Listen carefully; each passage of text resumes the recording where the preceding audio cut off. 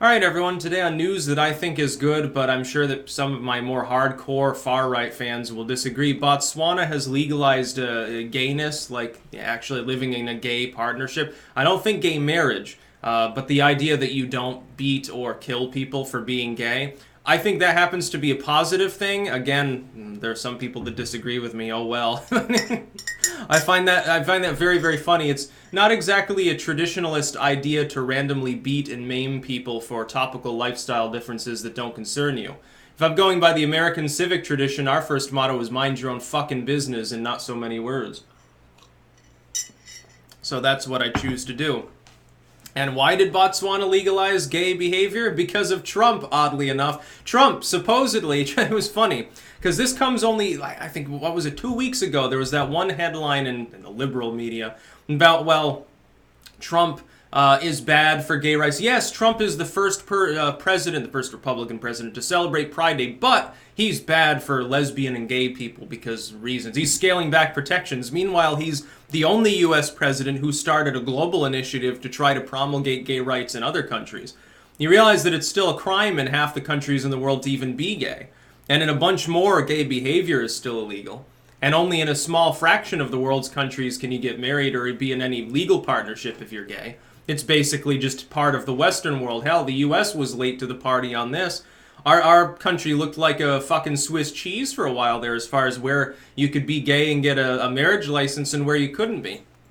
I've always been on board with the idea of gay rights. I don't really care about gay people getting married or whatever, or doing whatever they want to do if it doesn't victimize me. Some people have a problem with like pride parades and like, oh, look at the degeneracy. I'm like, who cares? You should be able to have a straight pride parade too. You know, fucking find things that you consider stereotypically straight and march down the street and do it. Fucking do whatever you want, dude. Be yourself. But as far as people getting beaten, harassed, or killed by the legal system in some cases, especially in Africa and the Middle East, for living a certain lifestyle, no, of course I don't support that. And Trump will get absolutely no credit for this. The left will sigh and they'll say, oh, well, no, it wasn't really because of Trump's initiative.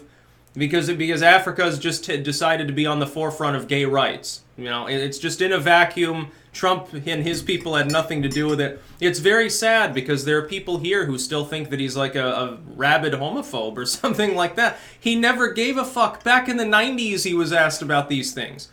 Back at the dawn of the gay marriage debate, look, there was no gay marriage debate fundamentally outside of a very small number of very left-wing urban enclaves in this country. There was no real debate about it until the early 2000s, for the most part. The dawn of gay marriage as an actual sort of civic movement within the United States is much more recent than a lot of people realize. You have to go back to the 70s before you have any gay rights movement whatsoever. It was championed by a bunch of fucking libertarians that wanted to drop the tax rate to 1%. They were the ones that championed that. The Democrats were against it until the 90s. Then they were a wiffle-waffle hodgepodge party. Some of them wanted gay marriage, some of them didn't, some of them wanted civil unions. Most of the Democrats in power are the ones that waffled on the fence and said that they wanted civil unions. Well, no, I don't have a problem with gays. I'm not a homophobe or anything. They should be able to live their life however they want, but just don't call it marriage because some of my constituents are religious. Obama did that. Hillary Clinton barely even did that. She was even late to that party. She was a traditional marriage Democrat. In literally those terms. She was asked about it in, what was it, 2006 or something. She was running for the Senate. Can't remember which year. She was asked by some student, you know, what do you think about gay marriage? Well, I think marriage should be between a man and a woman.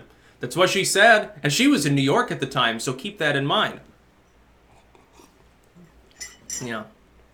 So the liberals didn't really do anything. The only contribution that liberals made to the gay rights movement in the United States really was Obama refused to defend the Defense of Marriage Act, DOMA. That was very recent, and he gets called the first gay president because they joked about Clinton being the first black president because he played saxophone. And it was like really stereotypical and kind of a weird joke at the time. Obama got branded the first gay president because gay marriage happened to be championed by other people. He didn't have any fucking thing to do with it. Trump actually getting off his ass and trying to, you know, help people around the world who just want to live their own lifestyle. No credit whatsoever. He's a homophobe. He hates gay people secretly. He's a hate-filled, despicable bigot. No, he's not. So he's preventing a bunch of black gay people from getting like beheaded or shot or something like that, hopefully, and he's bigoted and homophobic. This is what the orange man bad syndrome really looks like. It's not just Trump derangement system syndrome anymore. It's literally some sort of weird mental illness. It's cognitive dissonance on a grand scale applied to politics. People have been so brainwashed by MSNBC and the New York Times and the Wall Street Journal and all of these other morons into thinking that Trump is Hitler. It's funny because he was a Russian pawn and now he's just a generic bigot, and tomorrow he'll be like, going to cause a nuclear war. I remember Krugman termed him the man who would start a Great Depression. All of these things have been patently false all along, and if you knew anything about Trump's backstory, he should talk about this more. He should go back on the Stern Show or something and talk about this. If you look back at what he said, he's remarkably consistent for decades and decades. Doesn't care if you're gay. The only thing he wants to do is profit off of it. He will sell you rainbow flags. He is a businessman, a money man. He doesn't care about morality in any way, shape, or form. That's why he wants the U.S. economy to become more and more powerful. He wants to be reelected so he can sit there and bask in more of the glory.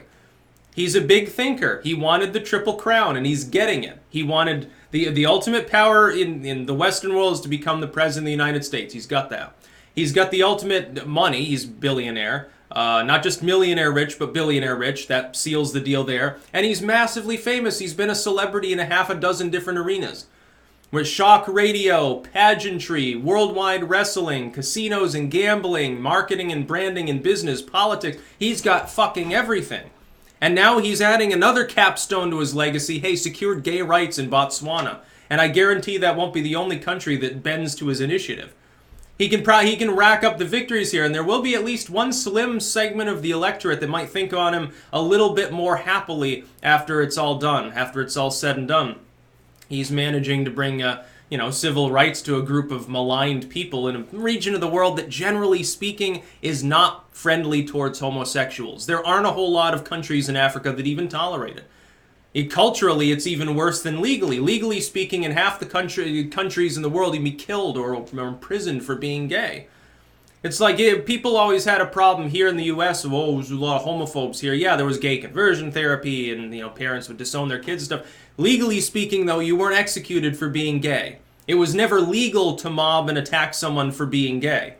The authorities would look the other way back in the 70s or the 80s if that happened, but by and large, there were legal protections. There aren't any legal protections in a lot of these countries. Trump's trying to change that. Good on him.